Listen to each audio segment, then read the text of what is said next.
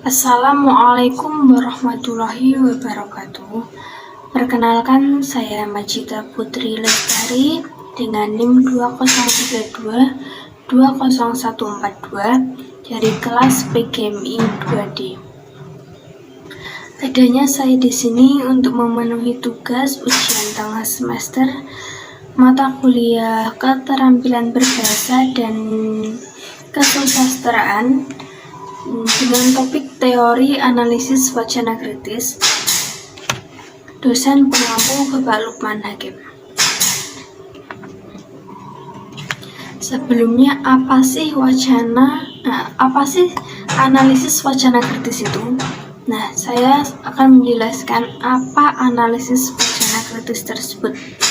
Analisis wacana kritis merupakan sebuah metode yang dapat digunakan untuk menganalisis sebuah wacana, baik itu secara lisan maupun secara tulis. Analisis wacana kritis menganalisis bahasa sebagai wacana, yang dimaksudkan bahwa bahasa itu dipahami sebagai salah satu elemen dari proses sosial yang secara dialektis saling berhubungan dengan lainnya. Analisis wacana kritis dapat dijelaskan dengan beberapa pendekatan, antaranya yaitu: yang pertama, analisis wacana kritis Norman Verloc. Pendekatannya adalah bahwa kegiatan berwacana sebagai praktek sosial. Yang kedua yaitu analisis wacana kritis Theo van Leeuwen. Pendekatannya adalah bagaimana orang-orang tertentu dan aktor sosial itu dimunculkan dalam sebuah wacana. Yang ketiga, analisis wacana kritis Theo van Dijk. Pendekatannya yaitu bukan hanya didasarkan pada analisis teks, melainkan juga harus dilihat bagaimana teks tersebut diproduksi sehingga diperoleh suatu pengetahuan mengapa dapat diperoleh teks seperti itu. Yang keempat yaitu analisis wacana kritis Roots-Wodak. Pendekatannya yaitu dengan melihat faktor-faktor historis dalam suatu wacana. Terakhir yaitu analisis wacana kritis Sarah Mills. Pendekatannya lebih memfokuskan seperti apa perempuan itu dimunculkan dalam suatu wacana. Nah, analisis wacana kritis ini berperan untuk mengkritisi ketidakadilan. Contohnya seperti berita yang memuat ketidakadilan, seperti pencurian, perampokan, penganiayaan, itu bisa menjadi objek sebagai penelitian. Nah, di sini saya akan memberikan satu contoh mengenai analisis wacana kritis, yaitu sebuah berita mengenai tragedi di Stadion Kanjuruhan Malang. Kejadian tersebut terjadi pada tanggal 1 Oktober 2022. Kerusuhan di Stadion Kanjuruhan Kabupaten Malang itu terjadi pasca laga BRI Liga 1 antara Arema FC versus Persebaya Surabaya yang berakhir dengan 2-3 skornya. Pada saat kejadian itu, sekitar 127 orang dikabarkan meninggal dunia dan 180 orang lainnya masih dalam perawatan atau mengalami luka-luka. Kapolda Jawa Timur, Irjen Niko Afinta, menyatakan bahwa kerusuhan itu bermula ketika sekitar 3.000 supporter turun ke lapangan pasca pertandingan sepak bola tersebut. Mereka tidak puas dengan kekalahan timnya, yaitu tim Arema, di kandangnya sendiri, yaitu di Malang.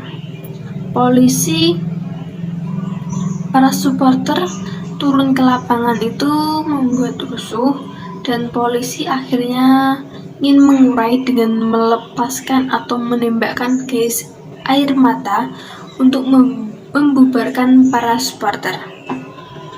Setelah polisi menembakkan gas air mata itu, banyak sekali korban yang meninggal dan luka-luka karena kekurangan oksigen yang mengakibatkan sesak nafas dan pada saat itu juga saling berdesak-desakan sehingga ada yang terinjak oleh supporter lainnya yang pada saat itu sama-sama ingin berusaha untuk menyelamatkan diri mereka.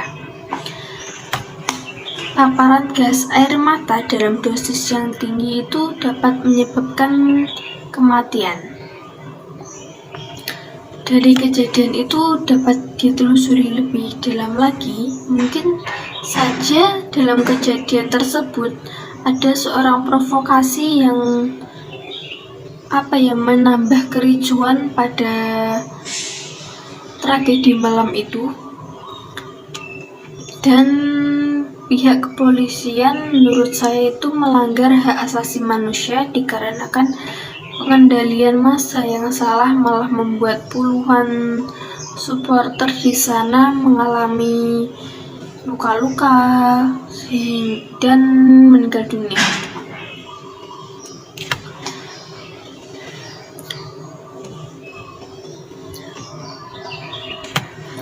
Selain itu juga pintu yang terkunci menjadi faktor untuk para supporter keluar dari dalam stadion.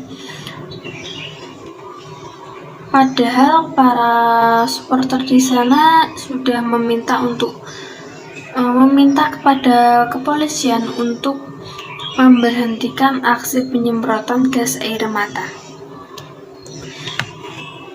Gas air mata yang disemprotkan ke supporter terlalu banyak, itu mengakibatkan udara di sana tidak baik dan menimbulkan sesak nafas para supporter.